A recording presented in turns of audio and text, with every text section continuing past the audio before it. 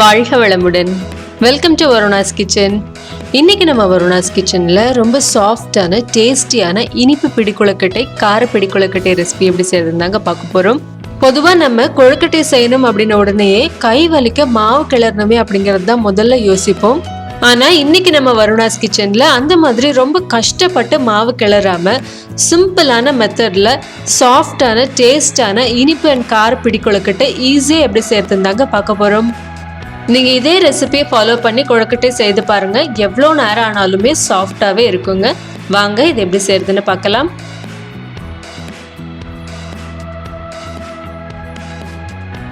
ஒரு அடிகனமான பேனில் 2 கப் அளவுக்கு பச்சரிசி மாவு சேர்த்துக்கலாங்க. இப்போ நம்ம ஸ்டவ்வை ஸ்லோ ஃப்ளேமில் வச்சுட்டு 5லேருந்து 10 நிமிஷம் இதை நல்லா வறுத்துக்கலாம். நான் இன்றைக்கி நம்ம வீட்டில் நார்மலாக அரைப்போம் இல்லைங்களா, அந்த பச்சரிசி மாவு தாங்க எடுத்திருக்கேன். ஒருவேளை நீங்கள் கடையில் கிடைக்கிற ரெடிமேட் இடியாப்ப மாவு அல்லது கொழுக்கட்டை மாவு யூஸ் பண்ணுற மாதிரி இருந்தால் வறுக்க தேவையில்லைங்க, டைரெக்டாக அப்படியே யூஸ் பண்ணிக்கலாம். இப்போ இந்த மாவு 5லேருந்து 10 நிமிஷம் வரைக்கும் நல்லா வறுபட்டதுக்கு அப்புறமா இதை வேற ஒரு பிளேட்டுக்கு மாற்றி நல்லா சூடார விட்டுடலாம். இப்போ நம்ம ஸ்வீட் கொழுக்கட்டை செய்கிறதுக்காக ஒரு பாத்திரத்தில் 2 டேபிள் ஸ்பூன் அளவுக்கு நெய் சேர்த்துக்கலாங்க. நெய் சூடானதுக்கு அப்புறமா இதில் 1 டேபிள் ஸ்பூன் அளவுக்கு வெள்ளை எள் சேர்த்துக்கலாம்.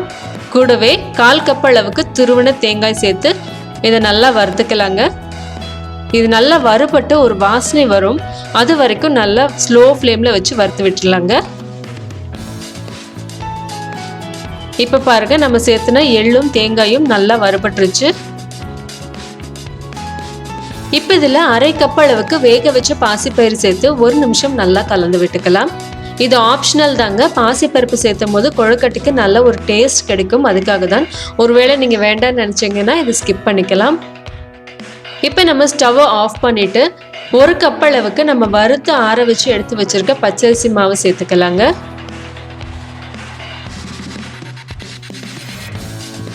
இப்போ இதில் 1/4 டீஸ்பூன் அளவுக்கு சுக்குத்தூள், 1 சிட்டிகை உப்பு, கொஞ்சமாக ஏலக்காய் பவுடர், இது எல்லாத்தையும் சேர்த்து நல்லா கலந்து விட்டுடலாங்க.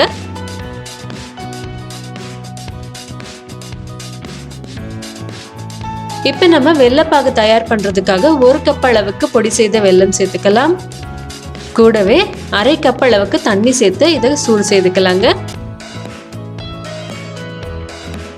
இப்போ பாருங்க, நம்ம சேர்த்துன வெல்லம் எல்லாம் நல்லா கரைஞ்சு இது நல்லா கொதிக்க ஆரம்பிச்சிருச்சு. நம்ம பாகு பதம் பார்க்கணுன்னு அவசியம் இல்லைங்க, வெல்லம் நல்லா கரைஞ்சு இது கொதிக்க ஆரம்பித்தாலே போதும். இந்த ஸ்டேஜில் நம்ம ஸ்டவ்வை ஆஃப் பண்ணிக்கலாம். இப்போ நம்ம தயார் பண்ணி வச்சுருக்க மாவில் சூடான இந்த வெள்ளைப்பாகை வடிகட்டி சேர்த்துக்கலாங்க. வெள்ளத்தில் தூசு மண் ஏதாவது இருக்கிறதுக்கு வாய்ப்பு இருக்குது அப்படிங்கிறதுனால வெள்ளைப்பாகை எப்போதுமே வடிகட்டி பயன்படுத்திக்கிறது நல்லதுங்க. இப்போ இதை நம்ம கலந்து விட்டுடலாங்க. வெள்ளைப்பாகு நல்லா கொதிச்சு வந்ததுமே மாவில் சேர்த்து கலந்துடணுங்க, அப்போ தான் கொழுக்கட்டை நல்லா சாஃப்டாக இருக்கும்.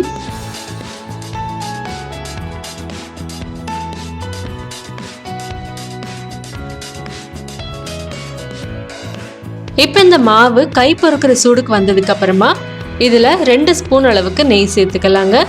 இது ஆப்ஷனல் தான், நம்ம பிசையும் போது கையில் ஒட்டாமல் இருக்கிறதுக்காக தான் நெய் சேர்த்துருக்கோம். வேண்டானா நீங்கள் ஸ்கிப் பண்ணிக்கலாம்.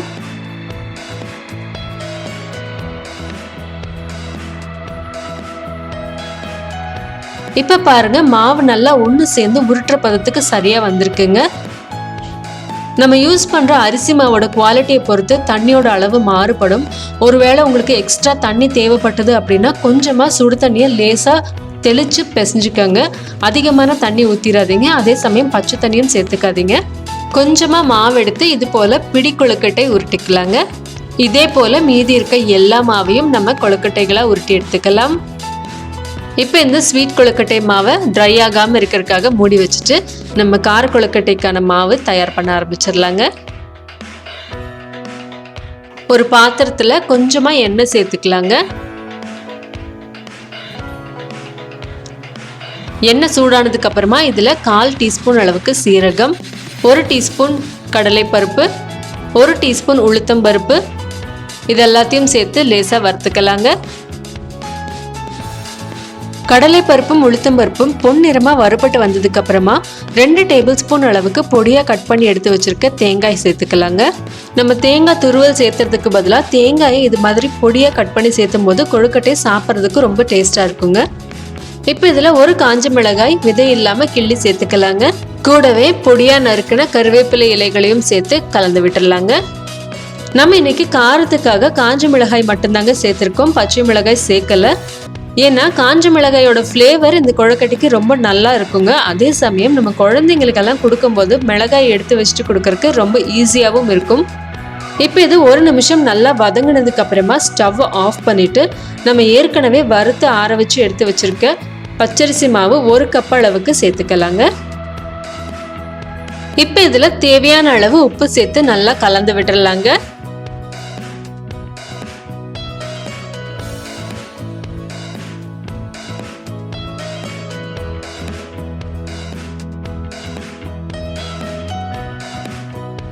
நம்ம எடுத்திருக்க 1 கப் பச்சரிசி மாவுக்கு 1.5 கப் அளவுக்கு தண்ணி சேர்த்து கொதிக்க வச்சுக்கலாங்க.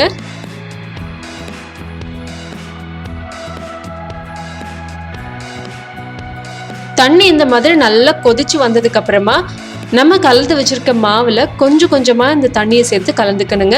எல்லா தண்ணியும் ஒரே சமயத்துல சேர்த்துறாதீங்க, கொஞ்சம் கொஞ்சமா சேர்த்து கலந்துக்கங்க. நான் முன்னாடியே சொன்ன மாதிரி நம்ம எடுத்திருக்க மாவோட குவாலிட்டியை பொறுத்து தண்ணியோட அளவு மாறுபடும். அதனால கொஞ்சம் கொஞ்சமா தண்ணி சேர்த்து சரியான பதத்துக்கு கலந்து எடுத்துக்கங்க. இந்த பிடி கொழுக்கட்டையை பொறுத்த வரைக்கும் முக்கியமா நம்ம சில டிப்ஸை ஞாபகம் வச்சுக்கணுங்க. நம்ம மாவை வறுக்கும் போது நல்லா வறுத்துக்கணுங்க. அதே சமயம் கலர் மாறாத மாதிரியும் பார்த்துக்கணும். அப்புறமா நம்ம மாவு பிசைறதுக்கு யூஸ் பண்ற தண்ணி நல்லா கொதிச்சு இருக்கணும். அப்பதான் கொழுக்கட்டை நல்லா சாஃப்டா விரிசல் இல்லாம வரும்.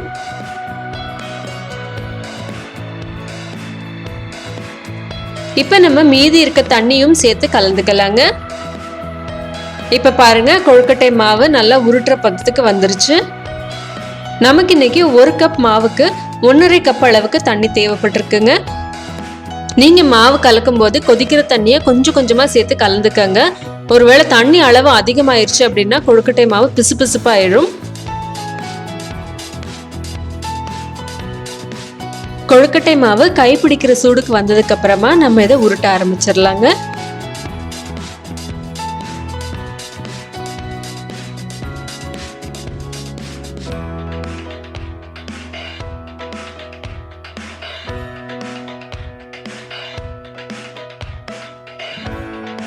இதே போல மீதி இருக்க எல்லா மாவையும் நம்ம உருட்டி எடுத்துக்கலாம். தண்ணி நல்லா கொதிச்சதுக்கு அப்புறமா நம்ம தயார் பண்ணி எடுத்து வச்சிருக்க இனிப்பு கொழுக்கட்டை மாவு, கார கொழுக்கட்டை மாவு 2யும் 5 நிமிஷம் வேக வச்சு எடுத்துக்கலாங்க.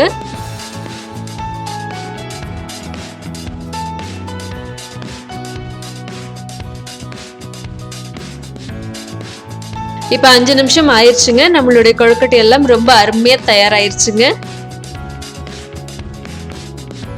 அவ்வளோதாங்க, ரொம்ப சிம்பிளான இந்த மெத்தடை யூஸ் பண்ணி 15 to 20 மினிட்ஸ்ல இந்த 2 ரெசிபியுமே நீங்க ஈஸியா தயார் பண்ணிடலாங்க.